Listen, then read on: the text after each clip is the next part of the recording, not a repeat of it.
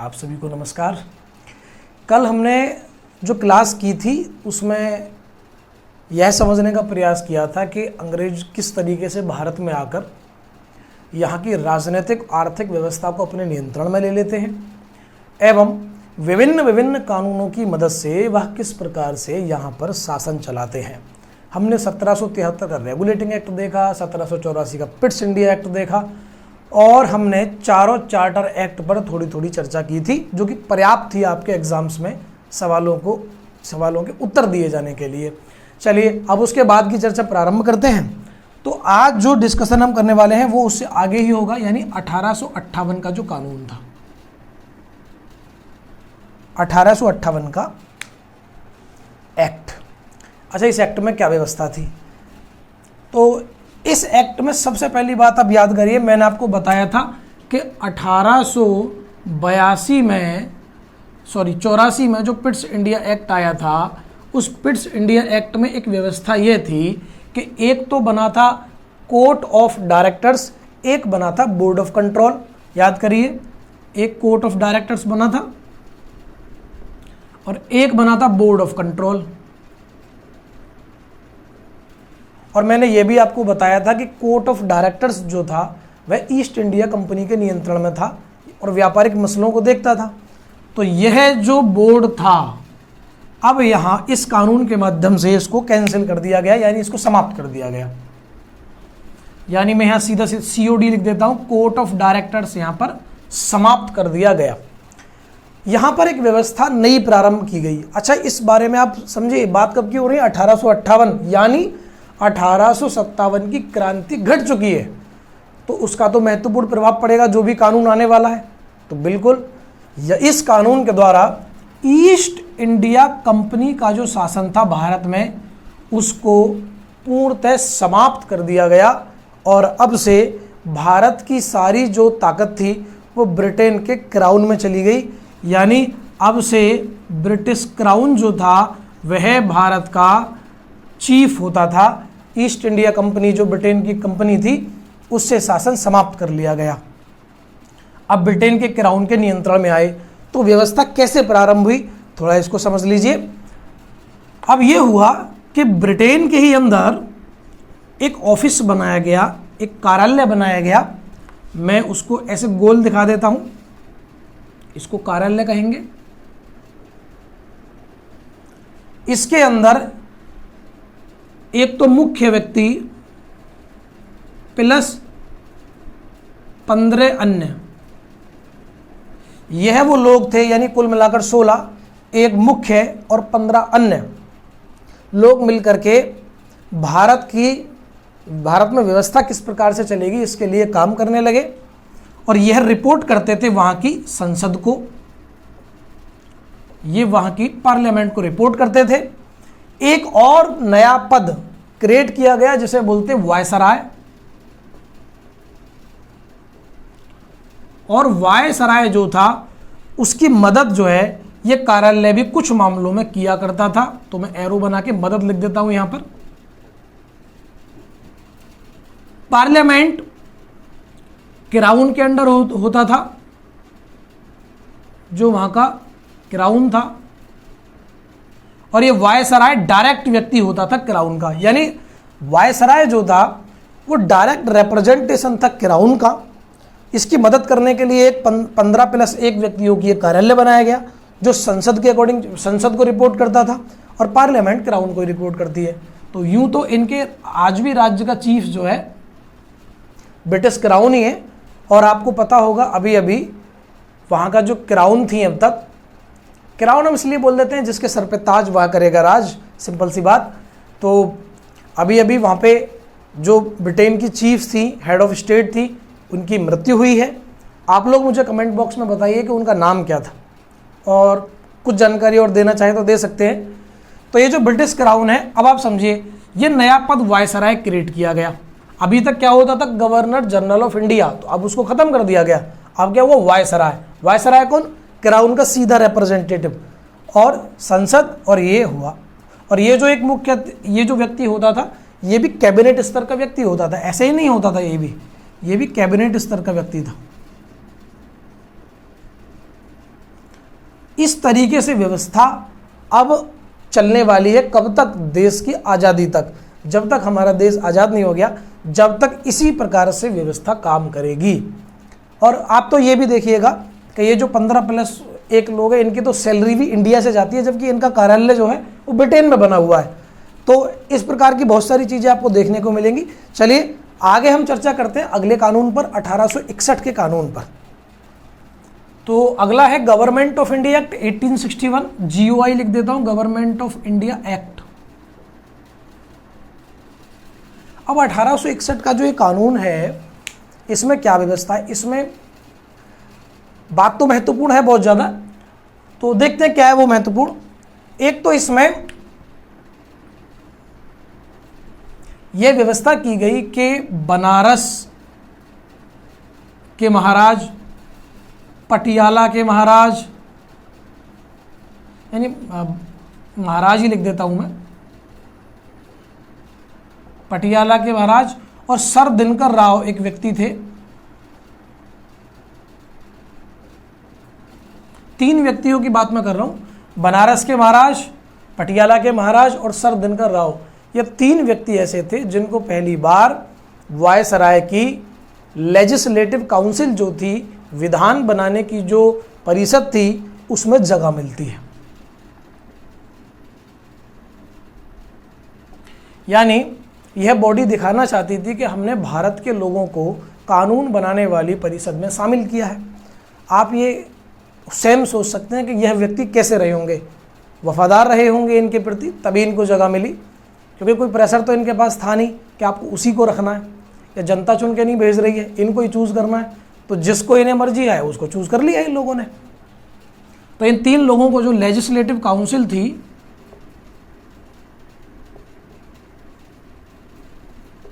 यानी विधान परिषद जो थी, उसमें इनको जगह मिली।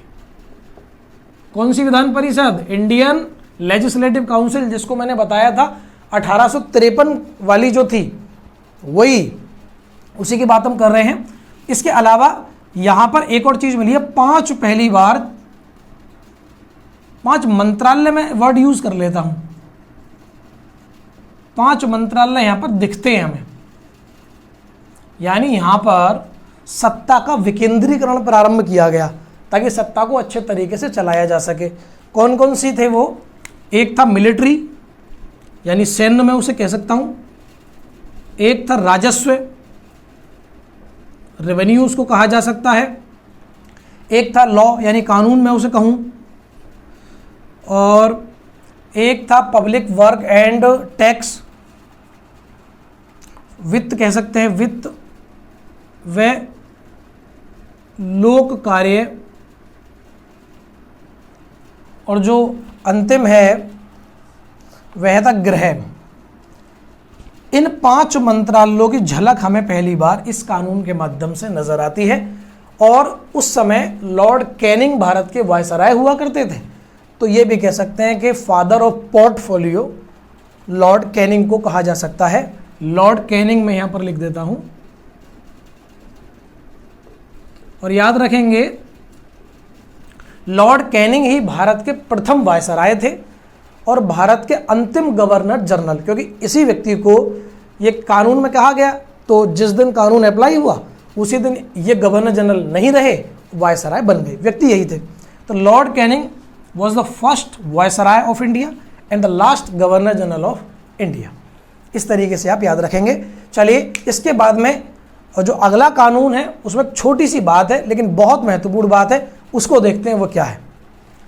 अगला जो कानून है हमारा वह है गवर्नमेंट ऑफ इंडिया एक्ट 1892। एक चीज़ और मुझे याद आई, ये जो लास्ट कानून हमने देखा 1861 वाला कानून, इसमें एक व्यवस्था और की गई थी, वह ये थी कि जो वायसराय होंगे उनको अध्यादेश जारी करने की पावर होगी। अध्यादेश जारी पावर करने से क्या मतलब है?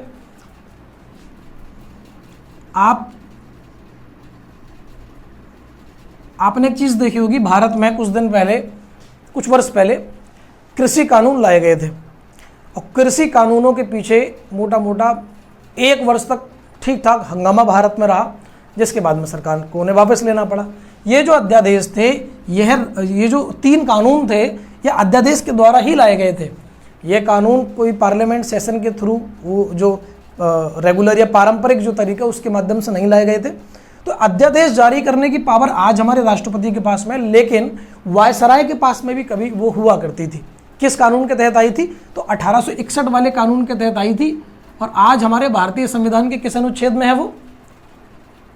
चलिए मैं बता देता हूँ, बाकी मुझे आशा रहती है कि आप लोग कमेंट बॉक्स में बताएंगे। आर्टिकल 77 है, भारत में अध्यादेश जारी जो करते हैं राष्ट्रपति। तो गवर्नमेंट ऑफ इंडिया 1892 की तरफ गौर करिए। इसमें मुझे आपको एक बात समझानी है जो बहुत अच्छे तरीके से आपको समझनी है। अभी आपने देखा पटियाला के महाराज, बनारस के महाराज और सर दिनकर राव को यूं ही जो लेजिस्लेटिव काउंसिल थी, विधान परिषद थी, उसमें ले लिया गया। लेकिन यहाँ जो था, या चूंकि 1885 में भारतीय राष्ट्रीय कांग्रेस का निर्माण हो चुका है और उसकी कार्यशैली गरमाही वाली ना ही सही, लेकिन जैसी भी थी थोड़ा बहुत दबाव तो सरकार पर था ही, ना के बराबर दबाव ही क्यों ना सही। और 1892 में एक व्यवस्था यहाँ पर कह दी गई कि मैं आप एक वर्ड यूज करूँगा, लिमिटेड रिप्रेजेंटेशन।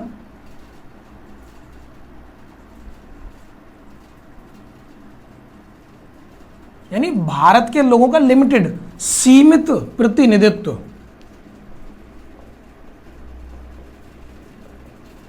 सीमित प्रतिनिधित्व दिया गया।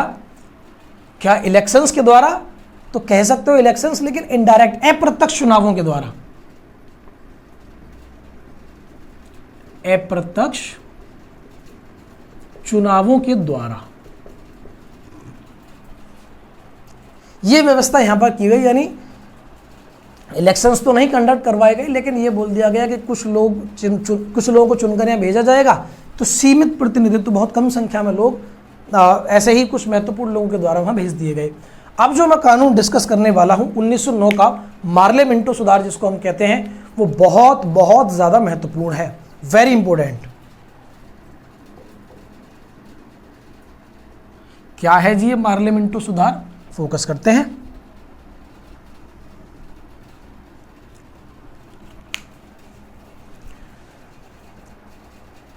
मार्ले मिंटो इसलिए क्योंकि एक व्यक्ति इनमें भारत का सचिव है, जो याद करिए मैंने आपको बताया था ब्रिटेन में जो ऑफिस होगा, एक भारत का सचिव और एक भारत में उस समय वायसराय, 2 लोगों का नाम मिलके बना।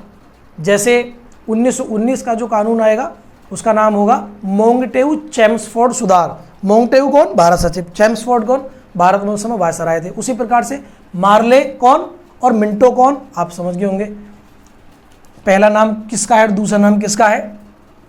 चलिए अब इसमें हम देखते हैं। इसमें एक तो डायरेक्ट इलेक्शंस की बात की गई, प्रत्यक्ष चुनाव, डायरेक्ट इलेक्शन की इसमें बात की गई है। तो आपसे कभी सवाल आए भारत में प्रथम बार प्रत्यक्ष चुनाव कब करवाए गए, तो उसका आंसर होगा 1919 के कानून के द्वारा, यानी 1909 के कानून के द्वारा ये व्यवस्था की गई। दूसरी बात यहां पर आपको मिलेगी वह यह है कि एक सत्येंद्र सिन्हा थे।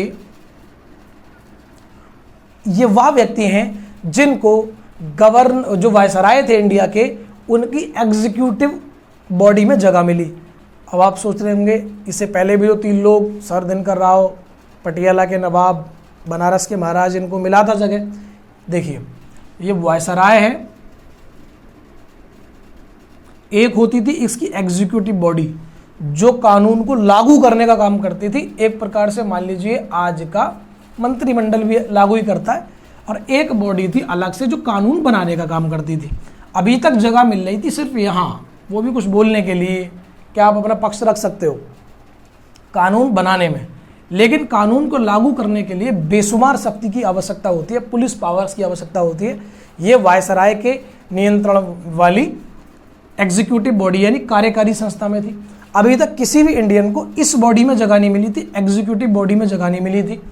तो सत्येंद्र सिन्हा जो थे वो पहले भारतीय थे जिनको वायसराय की एग्जीक्यूटिव बॉडी में जगह मिली। तो बहुत महत्वपूर्ण था ये। इसके अलावा ये जो थी बॉडी जिसमें कानून बनते थे, लेजिस्लेटिव काउंसिल, इनकी संख्या बड़ी मात्रा में बढ़ा दी गई थी। वो इतना इम्पोर्टेंट आपके लिए नहीं है कि कहाँ कहाँ से कैसे कैसे बढ़ाया गया। आप बस ये समझिए संख्या बढ़ा दी गई, वायसराय की एग्जीक्यूटिव बॉडी में पहली बार सत्येंद्र सिन्हा को जगह मिली, डायरेक्ट इलेक्शन होने लगे। अच्छा, एक और चर्चा जो मुझे आपको बतानी है इससे संबंधित बात वह यह है,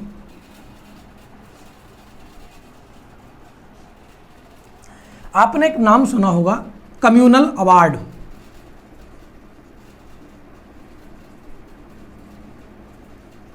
कम्युनल अवार्ड नाम सुना होगा, सांप्रदायिक पंचाट, ये वर्ड आपने सुना होगा, सांप्रदायिक पंचाट। ये क्या है? देखिए, अंग्रेजों ने बंगाल का विभाजन सुनिश्चित किया 1905 में, और उस विभाजन का जो उद्देश्य था अंग्रेजों का वह यह था कि जो आज का बांग्लादेश वाला हिस्सा है, थोड़ा असम वाला हिस्सा, इसमें मुस्लिम आबादी थोड़ा ठीक ठाक थी, यानी बहुल थी, और जो पश्चिम बंगाल है आज वाला, बिहार उड़ीसा से लगता हुआ क्षेत्र, इसमें हिंदुओं की आबादी ज़्यादा थी। भारतीय राष्ट्रीय आंदोलन धीरे धीरे आगे बढ़ रहा था, अंग्रेजों को ये दिख रहा था। उन्होंने सोचा इस आंदोलन को तोड़ना है तो इनको धर्म के आधार पर बांट दो, जो कि बहुत आसान है। तो उन्होंने वही किया। उन्होंने हिंदू और मुसलमान के नाम पर क्यों ध्यान में रखते हुए पूर्वी बंगाल और पश्चिम बंगाल में उस क्षेत्र को बांट दिया। ये बात भारत के सभी बुद्धिजीवियों को आसानी से समझ में आ रही थी कि ये जो पूर्वी बंगाल व पश्चिमी बंगाल का जो कॉन्सेप्ट है, ये हमको तोड़ने के लिए है।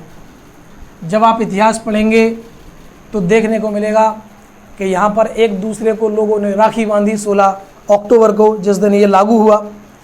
लोगों ने गीत गाए, वंदे मातरम गाया, गंगा में स्नान किया, देशभक्ति से ओतप्रोत होकर के लोगों ने उस दिन अंग्रेजों के बनाए हुए कानून को, मतलब एक ये दिखाने के लिए सांकेतिक तौर पर कि देखो हमने तुम्हें फेल कर दिया, यह व्यवस्था की गई। और तो यहीं पर अंग्रेज धीरे धीरे समझ चुके थे कि इनको और बांटने की आवश्यकता है अभी, तो उन्होंने जानबूझकर सांप्रदायिक पंचाट शुरू किया। अब सांप्रदायिक पंचाट क्या है, इसको समझ लेते हैं।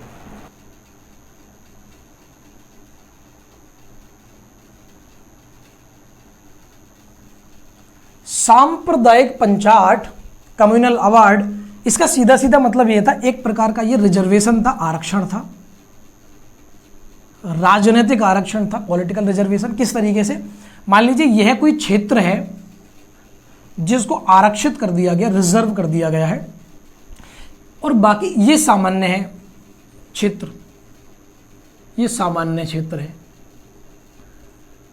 और इसको रिजर्व कर दिया गया। तो कम्युनल अवार्ड में सबसे पहले हिंदू मुसलमान में तोड़ना था उन्हें, तो मुस्लिमों को ही दिया उन लोगों ने। हालांकि उस समय जो मुस्लिम समाज की परोकार करने वाले जो लोग थे, उन्होंने काफ़ी इसकी मांग भी की थी कि हमें कुछ अलग से रेमेडीज़ दी जाए हमारे समाज के लिए, लेकिन अंग्रेजों ने इस तरीके की रेमेडीज़ दी। तो क्या था, अब मान लीजिए इस सीट को रिजर्व कर दिया गया मुस्लिम कम्युनिटी के लिए। इसकी खासियत दो बन जाती हैं। अब एक, जो इलेक्शन में खड़ा होगा वो सिर्फ मुस्लिम होगा, ये तो आज भी है लगभग लगभग ऐसा, सिर्फ मुस्लिम ही खड़ा हो सकता है वहां से। लेकिन दूसरी कमाल की बात ये थी कि वोट भी सिर्फ और सिर्फ मुस्लिम ही डालेगा। वोट भी सिर्फ मुस्लिम ही डालेगा। जरा सोचिए, मान लीजिए यहां पर 90% जो आबादी है वो मुस्लिम की है, 10% हिंदुओं की आबादी है, यानी खड़े भी इन 90% में से होंगे और वोट भी इन 90% में से ही डालेंगे।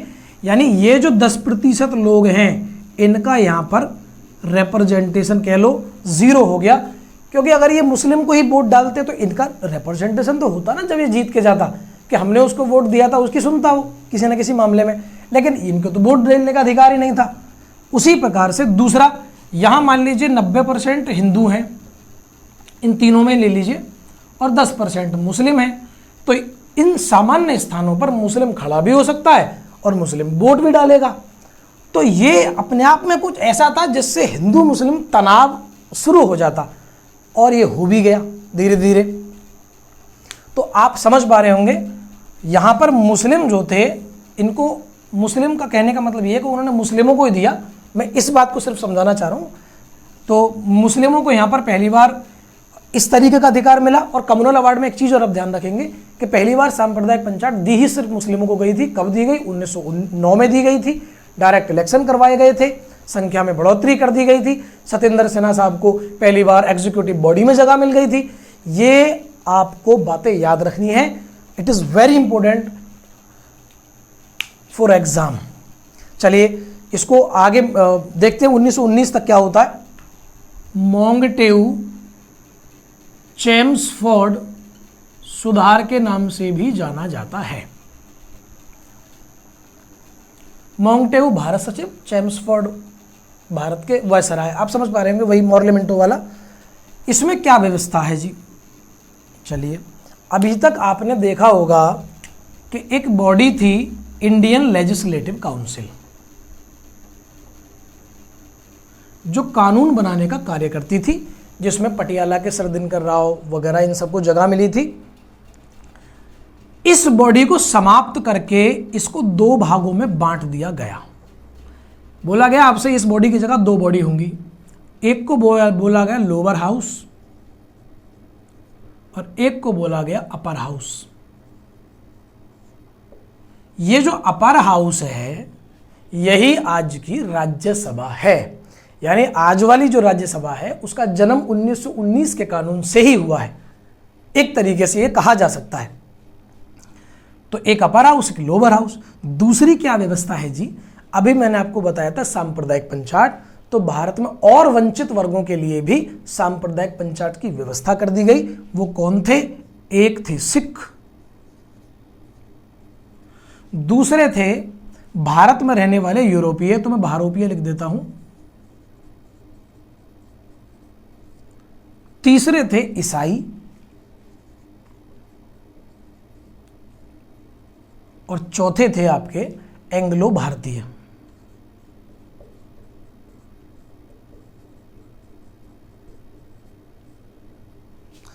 चार। एंग्लो भारतीय का सीधा सीधा मतलब यह है कि ब्रिटेन से वह लोग जो भारत में आकर बस गए या यहीं के हो गए, तो उन लोगों का रिप्रेजेंटेशन। 4 लोगों के लिए कम्युनल अवार्ड बढ़ा दिया गया। इंडियन लेजिस्लेटिव काउंसिल को 2 पार्ट में विभाजित कर दिया गया। और इंपॉर्टेंट बात यह है, इस कानून के माध्यम से बात कही गई कि एक सेंट्रल पब्लिक सर्विस कमीशन का निर्माण किया जाएगा, जो भारत में सिविल सर्विसेज की, सिविल सेवकों की नियुक्ति करने का कार्य करेगी। किसकी बात की गई? सेंट्रल पब्लिक सर्विस कमीशन, केंद्रीय लोक सेवा आयोग। आप आज देखते होंगे आज यूपीएससी है, और यूपीएससी क्या कार्य करती है? आईएएस, आईपीएस, अन्य केंद्रीय सेवाओं, यानी ए ग्रेड की जो बड़ी नौकरियां हैं जो देश को चलाने में बहुत मदद करती हैं, उनकी नियुक्ति करने का काम करती है यूनियन पब्लिक सर्विस कमीशन। पहले सेंट्रल पब्लिक सर्विस कमीशन यहां पर बना, इस कानून के माध्यम से व्यवस्था थी। और वो बना कब? तो 1926 में जाकर के बना। आगे इसमें जो महत्वपूर्ण बात है वो ये है कि इसमें यह कहा गया कि अब से जो कानून होंगे वो 2 हिस्सों में बंट जाएंगे, हस्तांतरित विषय एवं अहस्तांतरित विषय।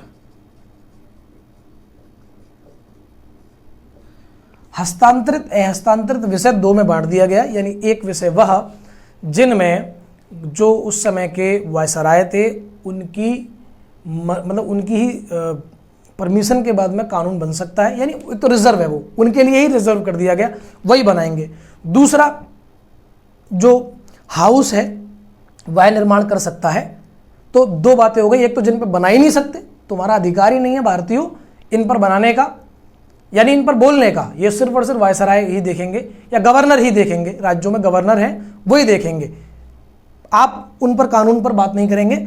और दूसरे जिन पर आप बात कर सकते हो, चर्चा कर सकते हो, विचार विमर्श कर सकते हो।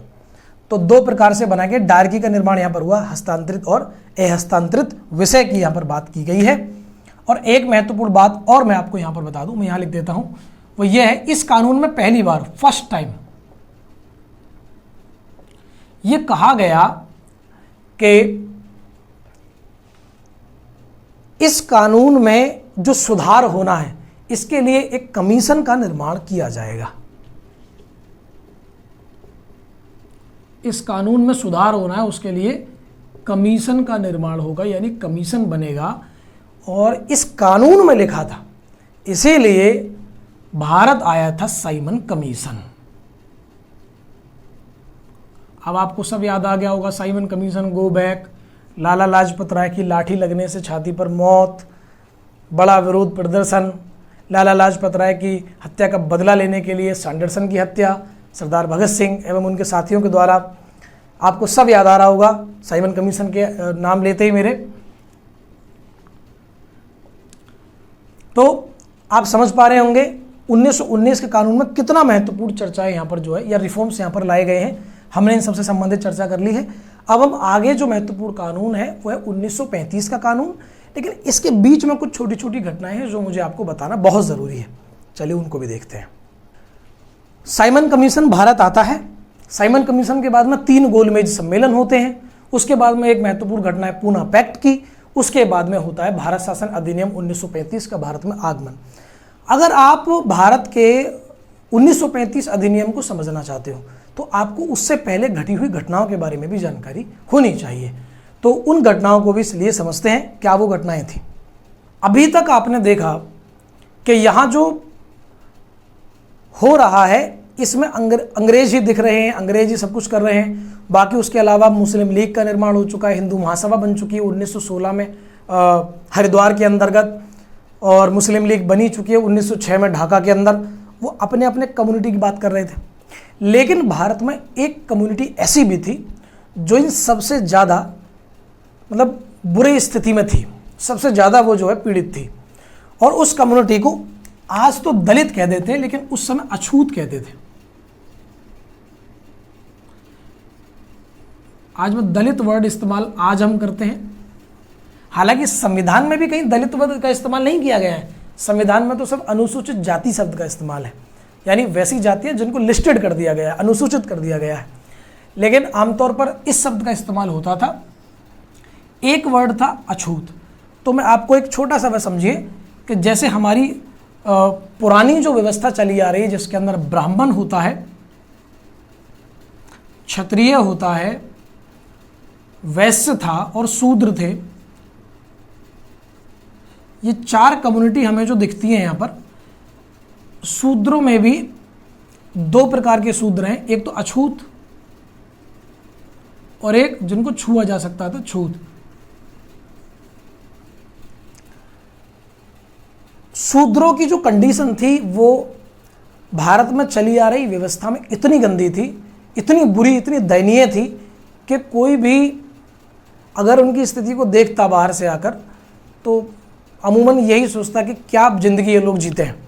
हालांकि मैं ये भी कहूँगा कि भारत के अन्य लोगों की स्थिति भी ज़्यादा कोई बेहतर नहीं थी, लेकिन इन लोगों को तो किसी भी प्रकार का कोई अधिकार ही नहीं था, ना शिक्षा का, ना अच्छा खाने का। हाँ, मैं ये वर्ड यूज़ कर रहा हूँ, अच्छा खाने का। चलिए तो देखते हैं इनकी कंडीशन। तो इनके हिमायती थे डॉक्टर B.R. अम्बेडकर।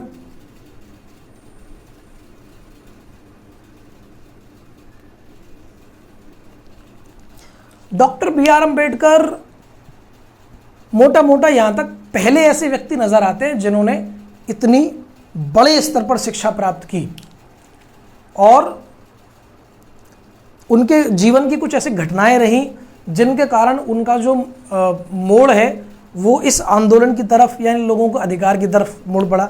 जैसे एक घटना इनके जीवन की बताई जाती है, वह यह है कि जब ये लंदन स्कूल ऑफ इकोनॉमिक्स से पढ़ के आए थे, मतलब पढ़ाई छोड़ कर ही आए थे, कोलंबिया विश्वविद्यालय अमेरिका से पढ़ाई करने के बाद में सीधा लंदन स्कूल ऑफ इकोनॉमिक्स, वहाँ से सीधा जब ये इंडिया लौटे थे तो अपना वही सूटेड वूटेड जैसे इन्होंने सीखा था वहाँ पर बड़े शालीनता के साथ में आए, लेकिन इनके ऑफिस में इनके साथ में बहुत ज़्यादा अछूत व्यवहार किया गया।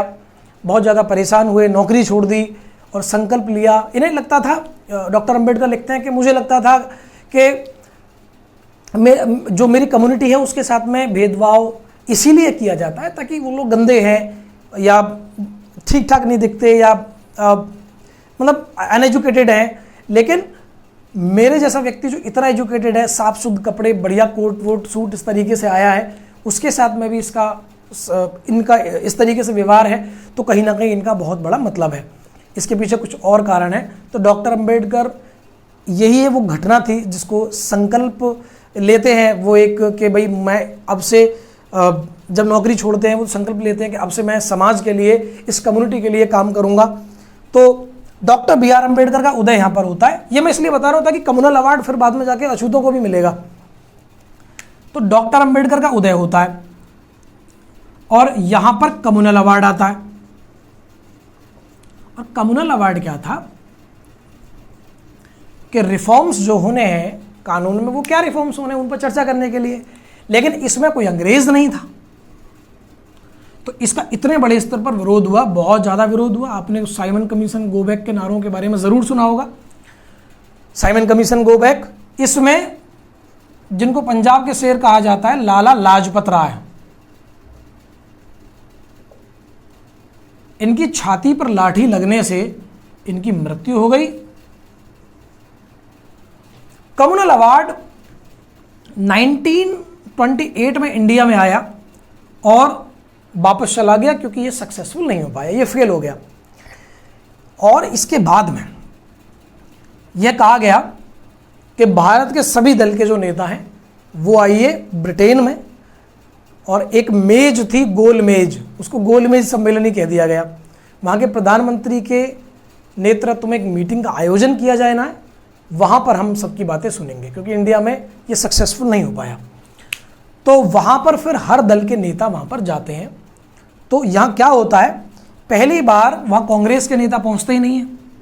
जो भारत का सबसे बड़ा दल था, इंडियन नेशनल कांग्रेस, भारतीय राष्ट्र कांग्रेस, जो आज़ादी के लिए लड़ाई लड़ रहा था, उस दल का व्यक्ति यानी रिप्रेजेंटेशन वहाँ पर पहुँचा ही नहीं, विरोध के कारण, विरोध प्रदर्शन के कारण।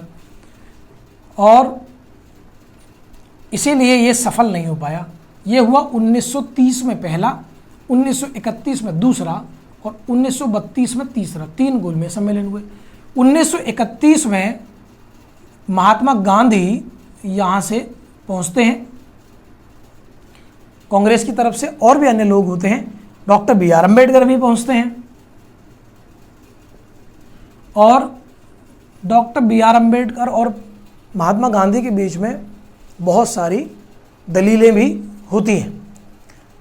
डॉक्टर बी आर अम्बेडकर अपनी कम्युनिटी को अधिकार दिलाने के लिए बिल्कुल प्रतिबद्ध थे कि इनकी जो हालत है वो तभी डॉक्टर अम्बेडकर का सीधा सीधा मानना यह था कि अगर देश के अंदर दलितों, अछूतों की हालत को सुधारना है तो इनके हाथ में पॉलिटिकल पावर देनी ही पड़ेगी, राजनीतिक ताकत इनके हाथ में आएगी तो ये अपना उद्धार बहुत अच्छे तरीके से कर पाएंगे। तो डॉक्टर बी आर अम्बेडकर मांग कर रहे थे कम्युनल अवार्ड की, और महात्मा गांधी जो थे वह विरोध कर रहे थे इस चीज़ का। तो यहीं से महात्मा गांधी और डॉक्टर, हालांकि इससे पहले भी थोड़े थोड़े विरोध चले आ रहे थे, लेकिन महात्मा गांधी और डॉक्टर बी आर अम्बेडकर का जो एक दूसरे के प्रति वैचारिक विरोध था वो जग जाहिर होता है। बावजूद इसके डॉक्टर बी आर अम्बेडकर इस बहस को जीतने में सफल होते हैं और उस समय के अछूत, महिला और लेबर यानी मजदूर, इस वर्ग को doctor B R Ambedkar communal award देने में सफल हो जाते हैं। 1932 में तीसरा गोलमेज सम्मेलन होता है और वहां पर पुनः कांग्रेस से कोई नहीं पहुंचता। डॉक्टर अम्बेडकर इस चीज़ को लेकर बड़े खुश थे कि मैंने इन कम्युनिटी, महिलाओं को, अछूतों को, मजदूरों को अधिकार दिलवा दिए जो बहुत ज़्यादा पिछड़े हुए थे भारतीय समाज में। गांधी का मानना इस चीज़ को लेकर के कुछ और था। गांधी सोच रहे थे इससे हिंदू समाज बढ़ जाएगा, डिवाइड हो जाएगा।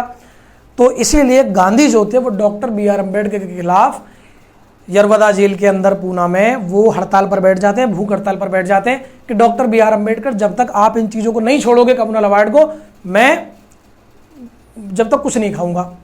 डॉक्टर अम्बेडकर बड़ी दलीलें देते थे कि अरे बताइए, सिखों को एंग्लो इंडियनों को, ईसाइयों को, मुस्लिमों को, जिन कम्युनिटी को कम्युनल अवार्ड दिया गया, वहाँ जो कम्युनिटी है वो दलितों से तो बहुत ज़्यादा बेहतर है। जिनको मिलना चाहिए उनका विरोध करते हो, जिनको नहीं मिलना चाहिए उनका विरोध नहीं करते हो। तो इस चीज़ को लेकर के बड़ा घमासान रहा, वैचारिक द्वंद्व पैदा हो गया डॉक्टर बी.आर. अम्बेडकर और महात्मा गांधी के बीच में। और यही जो है फिर महात्मा गांधी ने भूख हड़ताल छेड़ रखी थी, तो डॉक्टर अम्बेडकर को फिर मजबूरन उस स्टेप को वापस लेना पड़ा कि ठीक है मैं नहीं लेता। और यहीं से लेकिन एक अलग प्रकार के रिजर्वेशन की व्यवस्था भी की गई, आरक्षण की व्यवस्था भी की गई, जो मोटा मोटा आज भी भारत में लागू है। इसको भी समझेंगे तो आप समझ सकते हैं। अब जो 1935 का जो कानून आएगा उसमें इस व्यवस्था को किया जाएगा, पूना पैक्ट की जो निर्णय हुआ उस निर्णय को यहाँ पर शामिल किया जाएगा। यानी कम्युनल अवार्ड तो नहीं दिया जाएगा लेकिन एक रिजर्वेशन जरूर दिया जाएगा। तो 1935 के कानून को फटाफट समझते हैं, फिर आगे की बात अगली वीडियो में हम चर्चा करेंगे। यहाँ पर जो पहली चीज़ है वो ये है कि विषयों का विभाजन हुआ।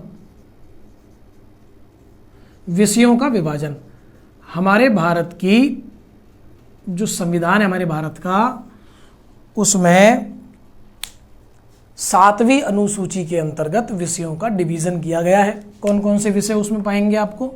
एक पाएगा संघ सूची के विषय, एक होंगे राज्य सूची के विषय, एक है समवर्ती सूची के विषय। आज जो है ऐसी ही व्यवस्था 1935 के कानून के तहत की गई थी। यहां पर पहली बार 3 विषयों को डिवाइड, मतलब 3 खंड में सारे विषयों को बांट दिया गया था। और संघ सूची का सीधा सीधा मतलब यह था कि इस पर वायसराय की जो परिषद है वो कानून बनाएगी, राज्य के जो विषय हैं वो राज्य की प्रांतीय सरकार बनाएंगी। समवर्ती सूची पर दोनों बना सकती है, लेकिन संघ, मतलब जो दोनों ने अगर मान लीजिए बना दिया तो संघ वाला कानून लागू होगा। एक चीज होती है अवशिष्ट शक्तियां किसके हाथ में दी गई, फिर यानी ऐसी शक्तियां जो इन तीनों मैंने लिखी हैं तो वो वायसराय वाली एग्जीक्यूटिव बॉडी में दी गई, वायसराय वाली नेतृत्व वाली बॉडी को दी गई। अगली बात, प्रांतों में द्वैध शासन समाप्त कर दिया गया। प्रांतों में द्वैध शासन समाप्त, यानी प्रांत अब स्वायत्त कर दिए गए, उनमें भारतीय सरकार बनाएंगे अपनी, अंग्रेजों का उससे कोई लेना देना नहीं है। यानी स्वायत्तता मिल गई प्रांतों को। दूसरा,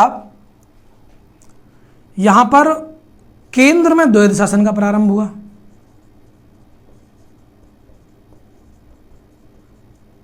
केंद्र में द्वैध शासन प्रारंभ, द्वैध का मतलब डुअल, भारतीय भी अंग्रेज भी। केंद्र में सर्वोच्च न्यायालय बनना था, उसकी व्यवस्था की गई कि जी सर्वोच्च न्यायालय बनाना है, उसकी व्यवस्था की गई। हालांकि ये जो सर्वोच्च न्यायालय था इसने 1937 में बना, इसके बाद में। और आपने देखा एक था सेंट्रल पब्लिक सर्विस कमीशन, तो बोला गया केंद्र की नौकरियों के लिए सेंट्रल पब्लिक सर्विस कमीशन, प्रांतों की नौकरी के लिए प्रांतीय लोक सेवा आयोग, जिसको आज हम स्टेट पब्लिक सर्विस कमीशन कहते हैं, प्रांतीय लोक सेवा आयोग सीपीएससी। और मान लीजिए 2 प्रांत मिलकर के अगर ऐसी व्यवस्था करना चाहते हैं तो joint public service commission, joint public service commission में लिख देता हूं। इस तरीके से 3 व्यवस्था की गई। और जो एक और चीज बची वह यह है कि भारत में रिजर्व बैंक ऑफ इंडिया को स्टार्ट किया गया। अब ये मतलब भारत में रिजर्व बैंक की शुरुआत, रिजर्व बैंक का सीधा सीधा मतलब है सेंट्रल बैंक, एक केंद्रीय बैंक भारत में होगा जो भारत की मॉनेटरी पॉलिसी, भारत की नीतियों को काम संचालित करने का काम करेगा, मॉनेटरी पॉलिसी को संचालित करने का काम करेगा। यह व्यवस्था की गई। हालांकि 1 अप्रैल 1935 से इसने काम करना प्रारंभ कर दिया। हालांकि आरबीआई की शुरुआत का अपना एक इतिहास है, उसको किसी और दिन देखेंगे। लेकिन हमने 1935 तक के कानूनों पर ठीक ठाक रूप से चर्चा कर ली है। अब जो चर्चा होगी वो सीधा भारत के संविधान से पहले जो भारतीय स्वतंत्रता अधिनियम आया, जिस कानून से देश को आज़ादी मिली, क्या वास्तव में 15 अगस्त को देश आज़ाद हुआ था पूर्णतः या कुछ और बात है, इस चीज़ पर चर्चा जो होगी वो अगली क्लास में होगी और बहुत अच्छे तरीके से हम चर्चा करेंगे। तो भारतीय स्वतंत्रता अधिनियम से लेके फिर भारतीय संविधान की जो बैठकें प्रारंभ हुई, यहाँ का जो क्लास है इसको हम कल देखेंगे, यानी तीसरी क्लास में डिस्कस करेंगे। तब तक के लिए आप लोग पिछली क्लास को रिवाइज कर लीजिए, इसको ढंग से पढ़ लीजिए, नोट्स बना लीजिए और प्रैक्टिस सेट से क्वेश्चन बैंक जो है आपका उससे प्रैक्टिस लगाते रहिए। जो भी डाउट आपका हो क्वेश्चन उसमें कमेंट बॉक्स में छोड़ सकते हैं। और तो थैंक यू वेरी मच।